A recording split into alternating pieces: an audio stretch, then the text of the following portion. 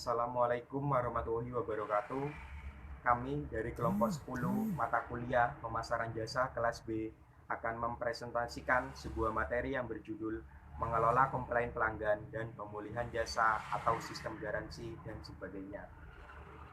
Sebelum kami memulai presentasi kali ini, izinkan saya selaku moderator untuk memperkenalkan anggota dari kelompok 10. Anggota dari kelompok 10 terdiri dari 5 anggota. Yang pertama yaitu Lutfi Madadia Safitri dengan NIM 10191077, dan yang kedua yaitu Muhammad Rafi Maulana dengan NIM 191078,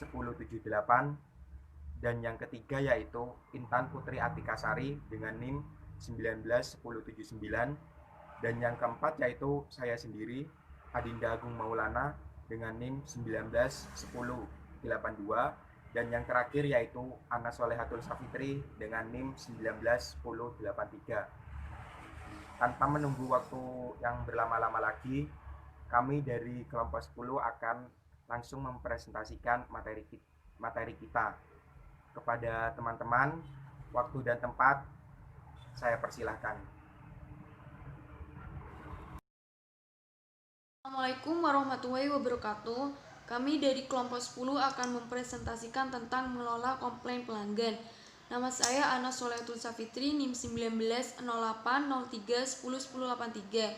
Jadi, penanganan komplain membutuhkan perancangan matang dan prosedur yang sistematis. Agar kesalahan yang sama tidak terulang dan supaya masalah yang dihadapi pelanggan bisa tercapai, ada 5 aspek yang perlu dicermati agar komplain bisa ditangani dan diubah menjadi peluang memuaskan pelanggan dengan baik. Yang pertama yaitu memudahkan pelanggan untuk menyampaikan komplain. Yang kedua, mengatasi faktor penyebab komplain. Yang ketiga, menangani komplain secara efektif. Yang keempat, menangani pelanggan yang marah-marah.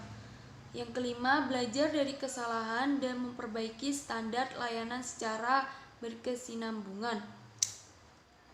Yang pertama yaitu memudahkan pelanggan untuk menyampaikan komplain. Jadi di sini tuh bagaimana peran perusahaan dalam menanggapi konsumen yang komplain. Jadi seperti menyediakan sarana komunikasi antara konsumen dengan karyawan yang bekerja di perusahaan, seperti menyediakan kotak saran, saluran telepon bebas pulsa, website atau sosmed. Yang kedua, mengatasi faktor penyebab komplain, yaitu begitu konsumen mengeluh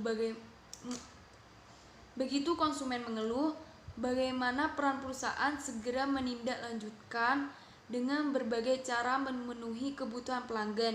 Semisal konsumen mengeluh tentang bajunya yang dibeli robek atau kotor, yaitu peran perusahaan cepat menanggapi seperti mengganti atau mengembalikan uang yang udah dibeli oleh konsumen.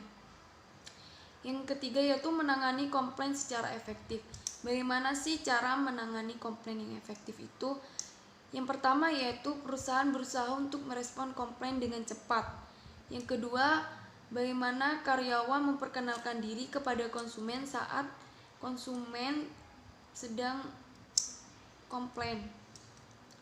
Yang ketiga, mendengarkan dengan baik, tanyakan pada pelanggan bagaimana solusinya. Jadi mendengarkan secara baik bagaimana pelanggan komplain dan menanyakan bagaimana solusinya yang akan diminta oleh pelanggan. Gunakan bahasa yang dapat dipahami, itu pasti. Menangani pelanggan yang marah-marah. Dalam menangani pelanggan yang marah-marah yaitu perusahaan harus sabar dan baik sigap dalam menanggapi pelanggan yang seperti ini. Belajar dari kesalahan dan memperbaiki standar layanan secara berkesinambungan. Belajar dari kesalahan itu pasti. Jadi setiap perusahaan pasti akan mengalami komplain. Jadi bagaimana perusahaan itu menanggapi komplain konsumen itu dan memperbaiki secara cepat. Nah, seperti tadi contohnya yaitu semisal baju konsumen robek atau kotor. Nah, perusahaan harus cepat menanggapi masalah seperti ini agar tidak terjadi masalah-masalah yang kedua kali. Terus definisi pemulihan layanan. Apa sih pemulihan layanan itu? Jadi pemulihan layanan itu adalah istilah yang digunakan untuk menggambarkan upaya sistematis yang dilakukan oleh perusahaan untuk memperbaiki masalah setelah kegagalan layanan dan mempertahankan niat baik pelanggan. Upaya pemulihan layanan memainkan peran penting dalam mencapai atau memulihkan pelanggan, kepuasan dan loyalitas. Jadi singkatnya, pemulihan layanan itu adalah bagaimana perusahaan menanggapi pelanggannya yang sedang komplain dengan cepat agar tidak terjadi kesalahan yang kedua kali, agar pelanggan atau konsumen puas. Selanjutnya akan dijelaskan oleh teman saya. Terima kasih. Assalamualaikum warahmatullahi wabarakatuh. Saya Lutfi Madadia Safitri, NIM 190803101077. Di sini saya akan mempresentasikan materi saya slide 3 tentang proses pemulihan jasa. Proses pemulihan jasa. Konsep pemulihan jasa atau service recovery mengalami evaluasi dari waktu ke waktu sebelum dekade 1970-an dan awal 1980-an. Istilah ini mengacu pada upaya memperbaiki kerusakan komputer atau alat telekomunikasi atau menangani kerusakan setelah terjadinya bencana alam. Secara garis besar, aktivitas yang diperlukan dalam rangka memulihkan layanan pelanggan meliputi yang pertama ada respon. Respon yaitu pengakuan bahwa telah terjadi masalah. Terus yang kedua ada informasi. Informasi itu merupakan penjelasan atas kegagalan yang terjadi. Yaitu kalau ada masalah, kayak ada komplain dari pelanggan, kita tuh gali apa sih permasalahan yang sedang dikomplain pelanggan ini. Jadi kita mengumpulkan informasi. Yang ketiga, tindakan. Kita kenapa perlu tindakan? Supaya kita tuh bisa mencegah terulang kembali masalah di kemudian hari. Tapi di dalam mengambil tindakan itu kita harus berpikir ke depannya, dampaknya tuh bagaimana. Itu juga harus dipikirkan.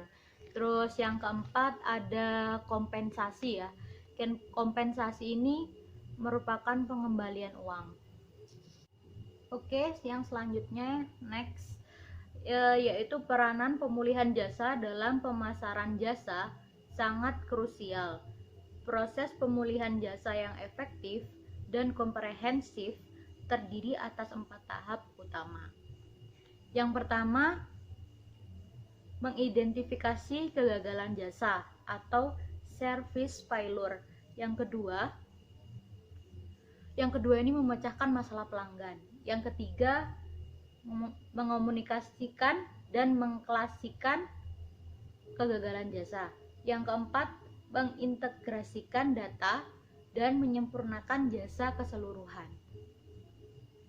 Kemudian hubungan antara pemulihan jasa dan probabilitas perusahaan dapat dijelaskan dengan konsep service profit gain. Menurut konsep ini, laba dihasilkan dari loyalitas pelanggan yang berasal dari kepuasan pelanggan itu sendiri terhadap sistem jasa. Terus, sedangkan kepuasan konsumen itu diwujudkan oleh karyawan yang puas, loyal, dan produktif. Mungkin cukup sekian presentasi dari saya. Selanjutnya akan dijelaskan oleh teman saya. Terima kasih.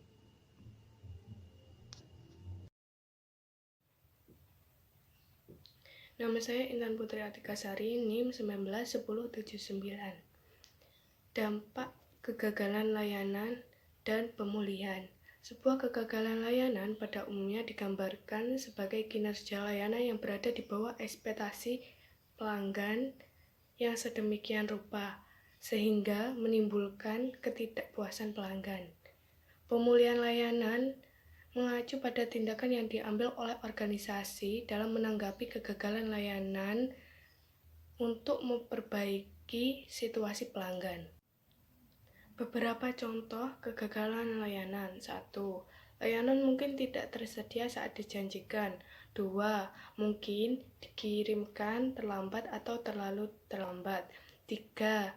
Hasilnya mungkin salah satu dieksekusi dengan buruk. 4. Karyawan mungkin kasar atau tidak peduli. Kegagalan layanan pada pelanggan biasanya akan menimbulkan dampak negatif terhadap perusahaannya. Apabila hal ini sudah terjadi, tentunya akan mengakibatkan nama perusahaan menjadi buruk. Dan apabila ini sudah terjadi, sangat sulit untuk mengembalikan nama perusahaan yang terlanjur jelek di mata pelanggan. Definisi jaminan layanan. Garansi adalah jenis alat pemulihan tertentu yang dapat digunakan untuk memperbaiki pelanggan dan memperbaiki masalah. Dalam konteks bisnis, garansi adalah gadai atau jaminan bahwa produk yang ditawarkan oleh perusahaan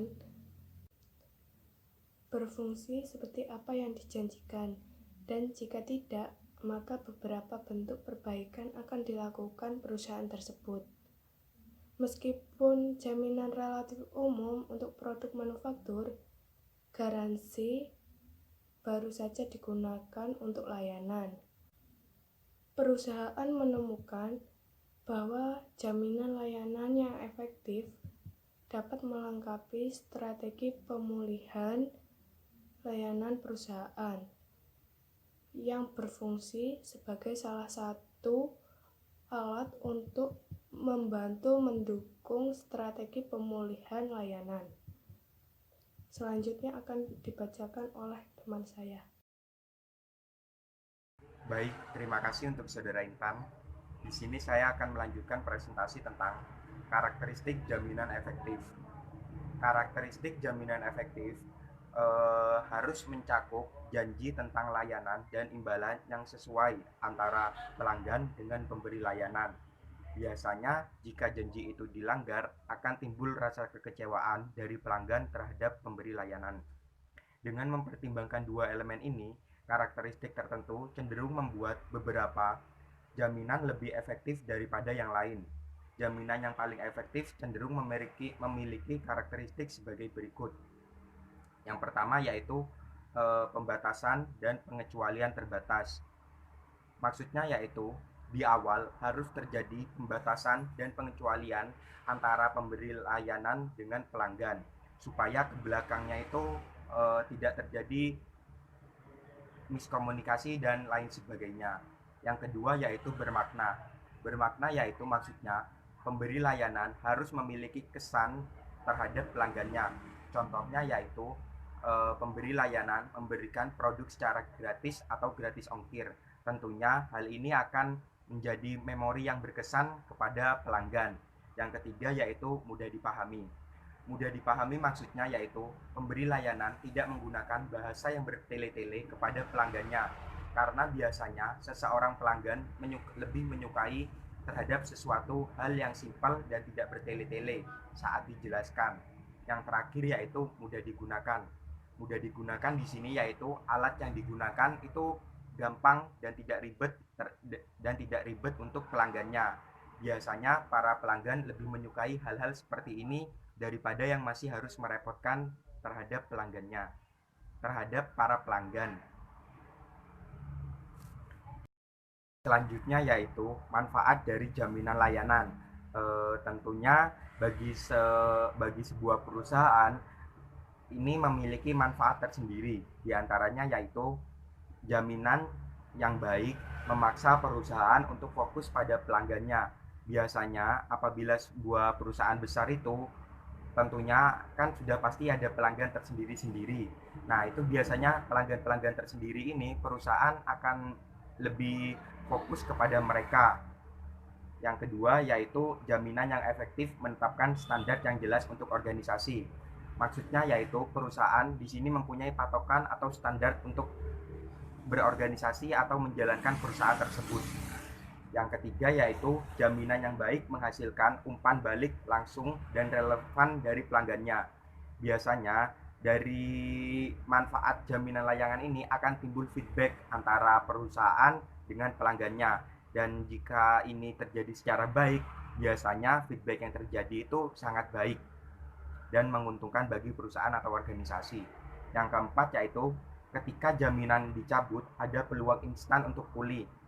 Maksudnya yaitu ketika tiba-tiba ada sebuah jaminan yang dimana itu awalnya menguntungkan bagi perusahaan, tapi lama-lama kok dirasa itu ada ruginya. Nah, saat perusahaan mencabut itu atau saat organisasi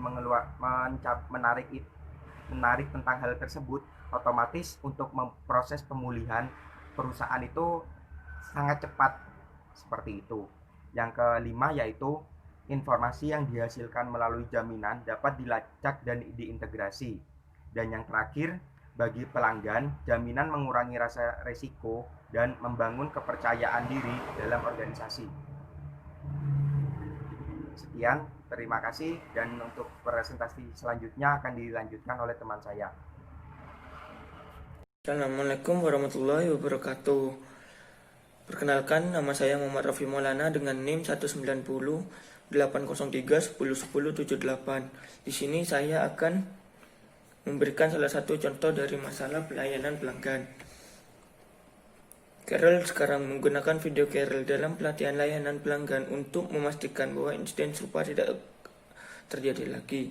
Akan tetapi, meskipun tindakan airline sudah dilakukan hari-hari setelah video Carol dirilis, saham United Airlines jatuh 10%. Ini tunggal buruk menangani keluhan pelanggan telah datang dengan tag harga $180 juta.